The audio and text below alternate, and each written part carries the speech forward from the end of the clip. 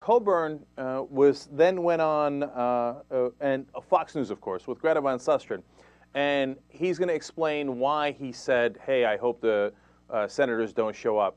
At the very end of this, there's a statement, Dick Durbin's original statement that JR added on. Okay, so first let's watch Coburn, clip number 8. You've taken a lot of heat for a remark you made about prayer, and I don't know what the exact words are, but go ahead, fill in the blanks. Senator Durbin and others. Well, first of all, what do you say? What the American people ought to pray is that somebody can't make the vote tonight. I wouldn't back away from that. I'd love for everybody's alarm clock that's for this thing not to work. You know, the fact is this is an epic change in our country. It's a reduction in freedom in our country. It doesn't reform health care. It just expands the mess that we have today. And it tells you a couple of things. They didn't want to talk about the bill. They want to talk about what somebody said.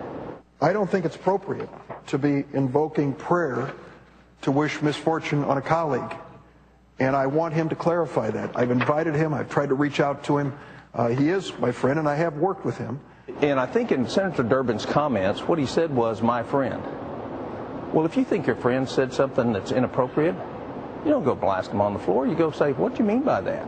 I mean, that's a friend. So I take you guys aren't friends, at least not today. Well, no, he's still my friend. I would never do that to him. I'd go ask him what he meant before I'd go and blast him on the floor if I thought, and everybody knew that I wasn't as a physician, I wouldn't wish ill health on anybody.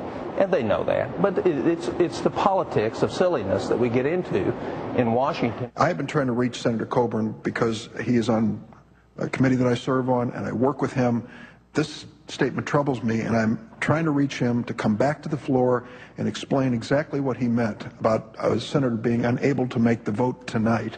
But I'm reaching out to Senator Coburn. I'll be on the floor in the next 45 minutes, and I hope that he will join me there. Oopsie doopsie. So when he said, "Oh, I wish Durbin would have reached out to me," oh, my ass. Of course Durbin did reach out to him. This is remember, this is very similar to when Coburn had an amendment that Sherrod Brown wanted to be a part of. He said, "You know what, I like your amendment. I'd like to join in." And he wouldn't return his call. And Brown tried 5 times. And then finally he's like, "All right, look, I'm coming on the floor, and I'm telling you I want to be a co-sponsor of your amendment, whether you like it or you don't." And then they turn around and pretend they're butthurt over it. "Oh, why didn't he reach out to me as a friend?"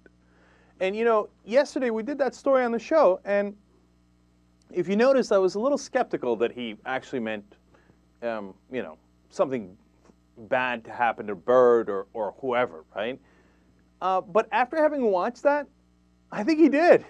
First of all, I was just hoping that their alarm clock didn't work. That's all you got? That's a terrible excuse. That's not what you meant. Because then their alarm clocks, first of all, their alarm clocks aren't working? Come on, that's ridiculous. But you're going to ask people to pray for that? And then if their alarm clocks don't work, eventually somebody wakes them up and they come and vote anyway. Now, that's a terrible excuse. Makes me think he did mean bad things about Byrd.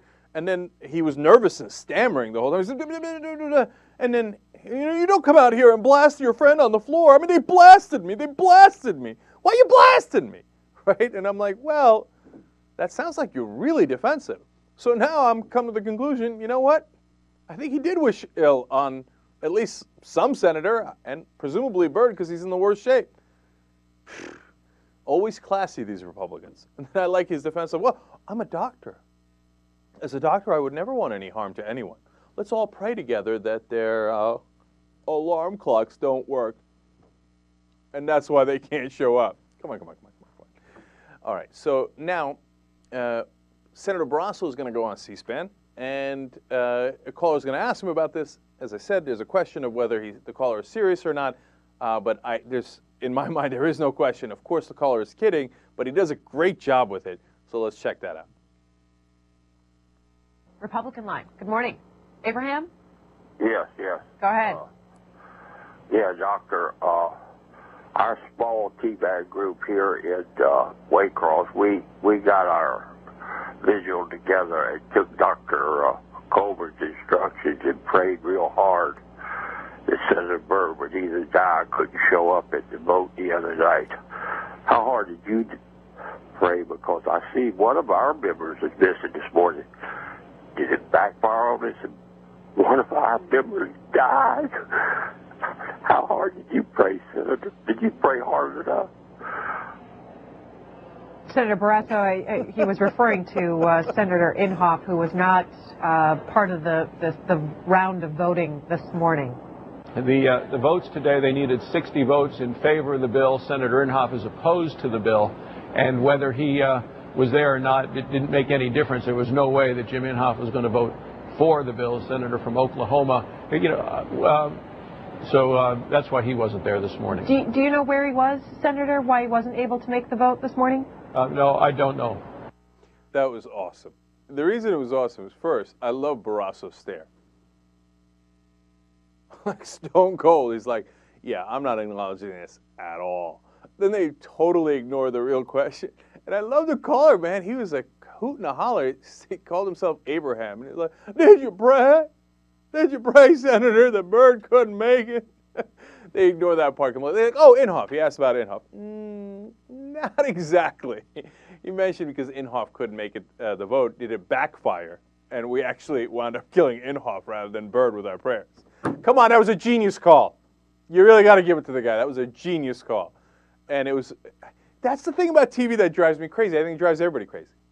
They love to smooth things over. No, there are no problems. There's no nothing. Unless the anchor just didn't understand what the hell the guy was talking about. But Barrasso understood.